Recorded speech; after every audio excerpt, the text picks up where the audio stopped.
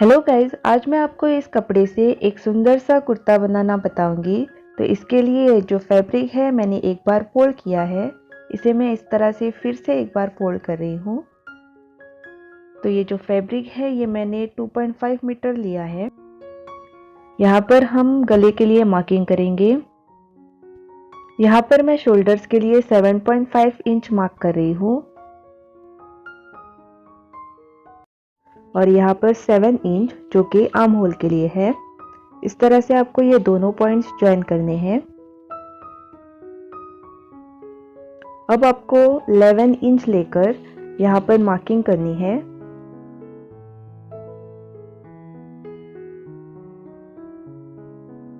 अब यहाँ पर 4 इंच से आपको कर्व शेप ड्रॉ करना है। देखिए इस तरह से, जो कि आपके आर्म होल के लिए है। यहाँ पर नेक की विड्थ मैं 3 इंच ले रही हूँ और इसकी जो डेप्थ है वो मैं 5 इंच मार्क कर रही हूँ।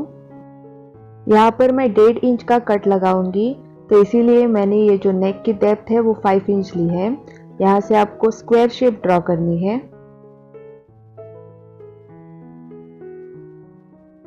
और यहाँ पर कॉर्नर से 1 इंच मार्किंग करके ये कर्व शेप ड्रॉ कर देना है।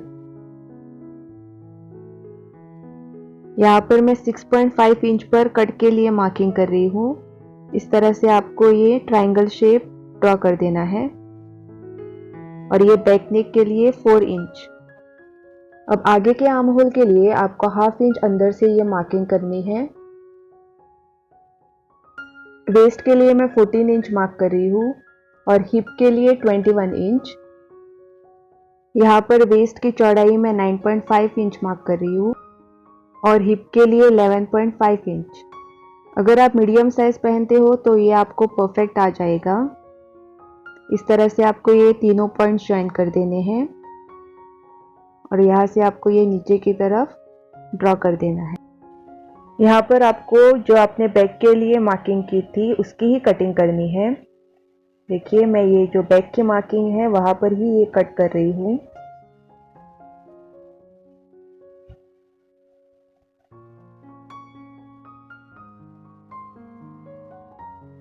अब इससे आपको ये एक पीस निकाल देना है और अब हम इसकी जो आगे की मार्किंग थी उस पर कटिंग करेंगे। देखिए इस तरह से।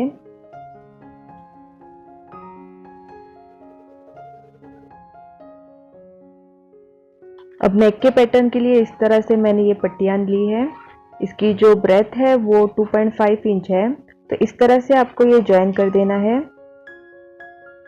यहाँ पर टोटल 15 इंच की लेंथ लूंगी मैं।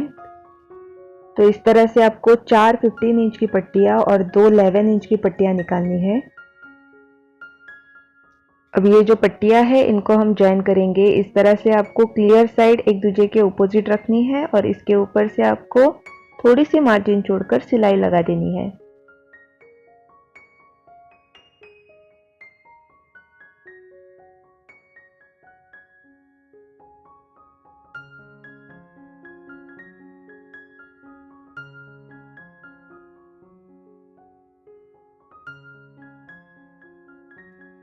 सारी पट्टियां आपको इसी तरीके से ज्वाइन करनी है।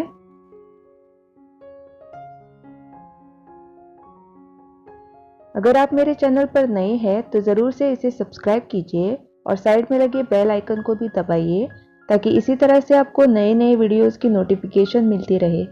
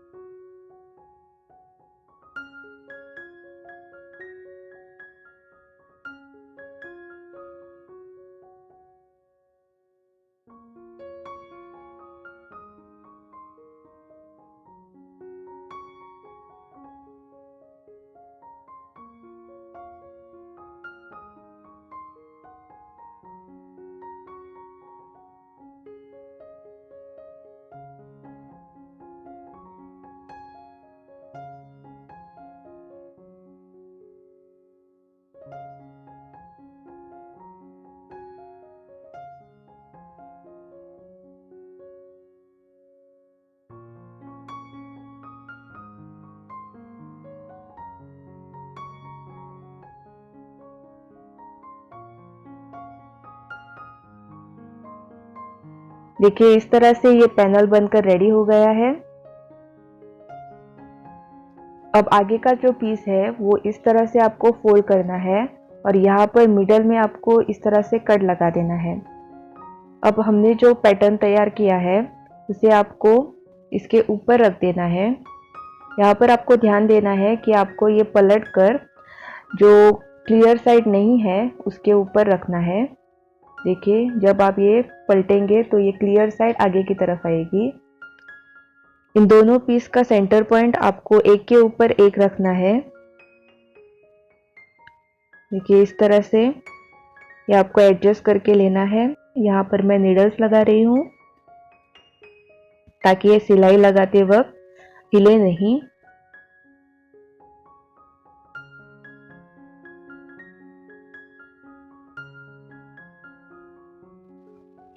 अब इसके ऊपर आपको थोड़ी सी मार्जिन छोड़कर सिलाई लगा देनी है।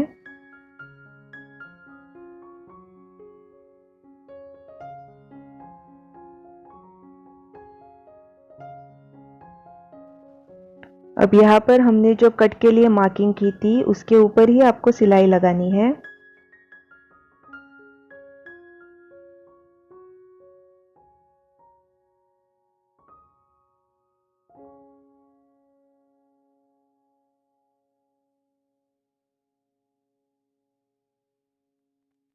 और अगर आपने मेरे चैनल को अभी तक सब्सक्राइब नहीं किया है तो ज़रूर इसे सब्सक्राइब कीजिए और साइड में लगे बेल आइकन को भी दबाइए ताकि इसी तरह से आपको नए नए वीडियोस की नोटिफिकेशन मिलती रहे।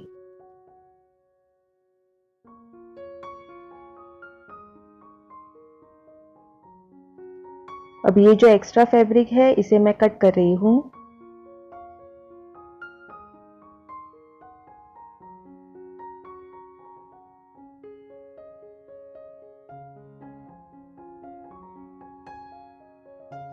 अब ये जो कट है इसका जो मटेरियल है ये आपको अंदर से कट करना है। ये आपको ध्यान से कट करना है और यहाँ पर भी आपको कट लगा देना है। ये जो पूरा गला है इसके ऊपर भी आपको छोटे छोटे कट्स लगा देने हैं।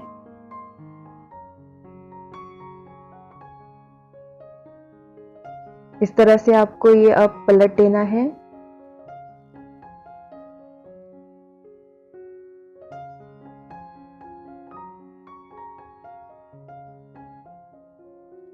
ये कॉर्नर्स अच्छी तरह से बाहर आए इसीलिए मैं यहाँ पर सीजर की मदद ले रही हूँ। देखिए इस तरह से ये बनकर रेडी हो गया है। आप देख सकते हैं इसका फिनिश जो है ये बहुत ही अच्छा आया है। अब इसके ऊपर आपको फाइनल स्टिच लगा देना है तो इस तरह से ये फोल्ड करके आप इसके ऊपर स्टिच लगा सकते हैं।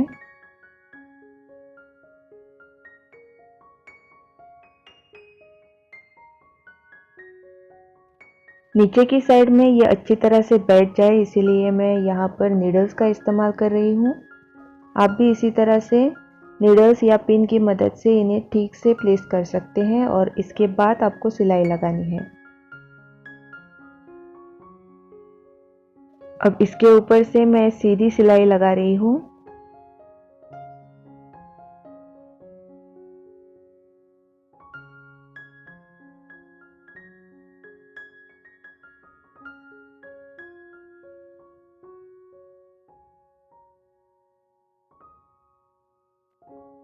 अब नीचे की साइड आपको अच्छी तरह से ये फोल्ड करके इसके ऊपर से सीधी सिलाई लगा देनी है।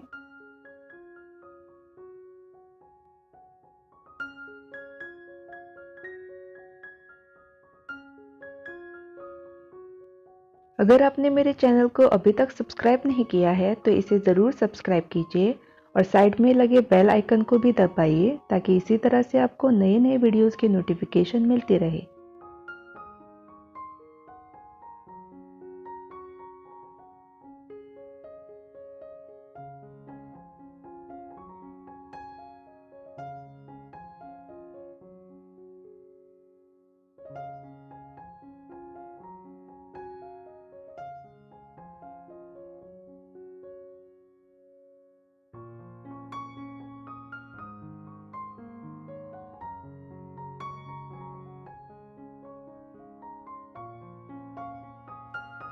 देखिए अब ये बनकर रेडी हो गया है। ये बहुत ही सुंदर दिख रहा है।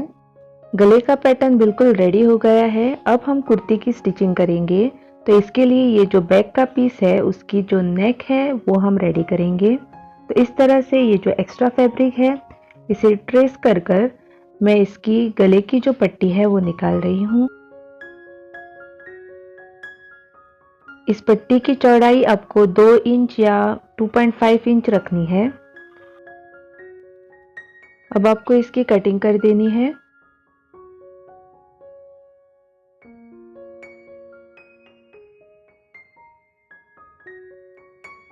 अब ये जो पट्टी है ये आपको आपका जो बैक पीस है इसके ऊपर सीधी साइड पर रखकर इसके ऊपर सिलाई लगा देनी है। देखिए सिलाई लगाने के बाद इस तरह से आपको ये पलट देना है। ये जो बचा हुआ फैब्रिक है इससे हम स्लीव्स बनाएंगे।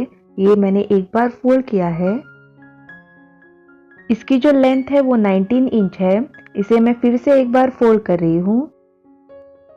अब स्लीव्स के लिए यहाँ पर आपको 3 इंच मार्क करना है और इसकी जो लेंथ है वो मैं 17 इंच रख रही हूँ।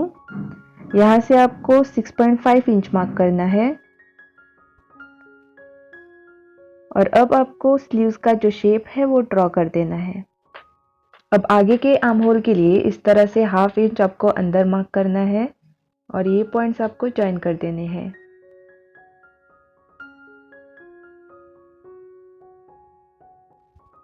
इस तरह से स्लीव्स को आपको कट कर देना है और ये जो हमने आगे के लिए मार्किंग की थी उसकी भी आपको कटिंग कर देनी है। देखिए नेक के लिए हमने जो पट्टी निकाली थी उसको मैंने अटैच कर दिया है। अब यहाँ पर आपको छोटे छोटे कट्स लगाने हैं।